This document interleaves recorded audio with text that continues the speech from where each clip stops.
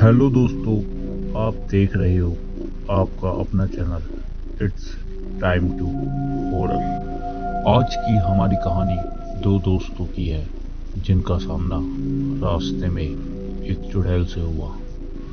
तो दोस्तों, कहानी शुरू करते हैं। पवन और कपिल बचपन के दोस्त थे। दोनों एक साथ स्कूल में पढ़े थे। पवन एक सॉफ्टवेयर कंपनी में बेंगलोर में काम करता था, वहीं कपिल स्टील कंपनी में सुपरवाइजर का काम करता था। उन दोनों को मिले हुए बहुत समय हो गया था। फिर एक दिन पवन ने कपिल को फोन किया।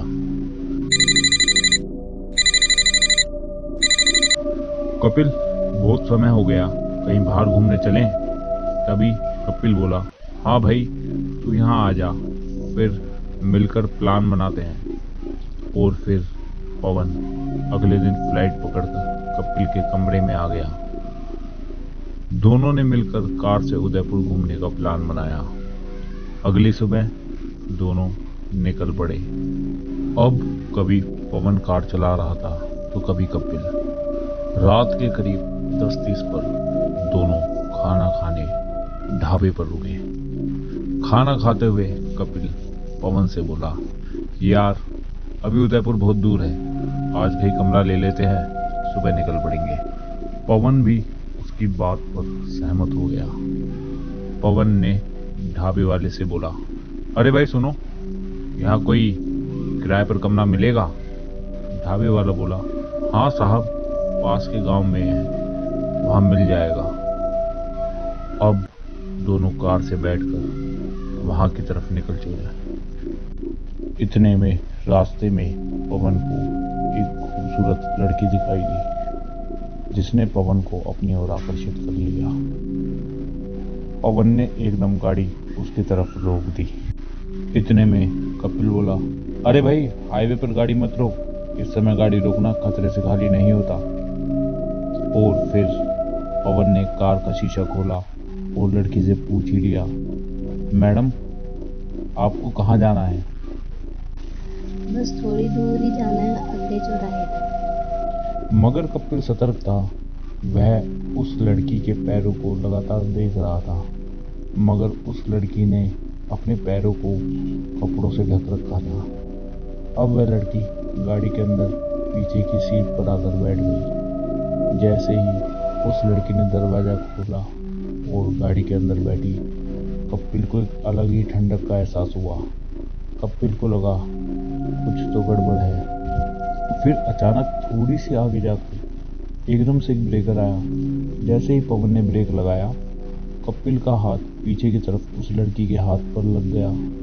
उसने देखा लड़की के हाथ बहुत ठंडे थे, मानो कोई बर्फ उसके हाथ पर रख दी हो। और उसके हाथों का रंग गोरा नहीं बल्कि अजीब सी नीलिमा लिए हुए सफेद था, जिसे देख कपिल काफी घबरा गया और हिम्मत जुटाकर उसने पीछे की तरफ देखा। फिर तो कपिल के पसीने ही छूट गए, क्योंकि जिस लड़की को उन्होंने गाड़ी में उसकी सुंदरता पर मोहित होकर बैठाया था, वह अब बदल चुका था और अब उसकी आंखें सुर्ख हो चुकी थी और वह लड़की उसे ऐसे घूर रही थी जैसे उसे अभी मार डालेगी।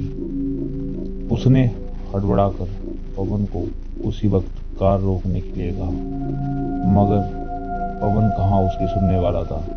वह तो उसकी तरफ पूरी तरह आकर्षित था। फिर थोड़ी दूर आगे जाकर अचानक से एक चौराहा आया और वहां पर बहुत जोरदार कुत्ते के रोने की आवाज सुनाई देने लगी। कपिल ने इस बार सामने वाले शीशे से उस लड़की को देखा और वह उसे दिखाई नहीं दे रही थी।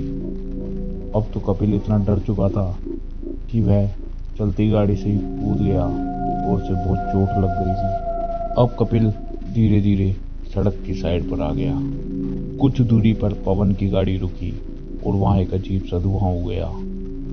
इतने में पवन की बहुत जोरदार चीखने की आवाज आई। वह जैसे ही कपिल की तरफ आया तो उसने देखा कि उसका चेहरा उस चुड़ैल ने बुरी तरह से नोच रखा है और वह खून से लथपथ हुआ पड़ा था और वह चुड़ैल भी उसके पीछे आ रही थी। फिर इतने में ही एक ट्रक वहां से गुजर ही रहा था तो कपिल ने बड़ी हिम्मत करके बचाओ बचाओ की आवाज लगाई। ट्रक वाले को कपिल दूर से दिखा और उसने ट्रक रोक दिया। जैसे ही वह उसके पास आया तो कपिल ने उसको बोला, वो चुड़ैल मेरे दोस्त को मार देगी, उसे बचा लो।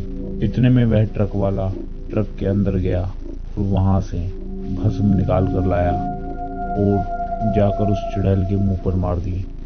वह चुड़ैल वहां से चीखती हुई भाग गई। अब वह ट्रक वाला पवन और कपिल के पास गया और उनका हाल चाल लिया। अब वह ट्रक वाला पवन और कपिल को हॉस्पिटल में लेकर गया। वहां उन्होंने ट्रक वाले को सब कुछ सच सच बताया। तब ट्रक वाला बोला, आज तुम दोनों की मौत पक्की थी। यह औरत कुछ 5 साल पहले इसी रास्ते पर लिफ्ट मांग रही थी। उसका पति बीमार था। तभी रास्ते में कुछ लड़के कार से जा रहे थे। उन्होंने जब उनसे मदद मांगी तो उन्होंने उसे बैठा तो लिया, मगर उनकी नीयत अच्छी नहीं थी। उन्होंने वहां उस औरत को ले जाकर गलत काम किया और उसे सड़क के किनारे फेंक दिया। फिर वहां से एक गाड़ी उसको कुचलती हुई आगे चली गई। तब से वह औरत चुड़ैल बनकर सबको दिखाई देती है और वहीं उन सबको ले जाकर मार देती है। ट्रक वाले ने बताया कि मेरा यहाँ से हर 2-3 दिन में आना जाना लगा रहता है और वह इसलिए गाड़ी में भस्म हमेशा अपने साथ रखता है। पवन और कपिल अब भी उस रात को ध्यान करके बहुत डर जाते हैं। दोस्तों, आज की कहानी में बस इतना ही। हमारी कहानी पसंद आई तो हमारे चैनल को लाइक व सब्सक्राइब करें। अगर आपके पास कोई भी कहानी हो तो हमें ईमेल अवश्य करें। हम आपकी कहानी को भी अपने चैनल पर दिखाएंगे।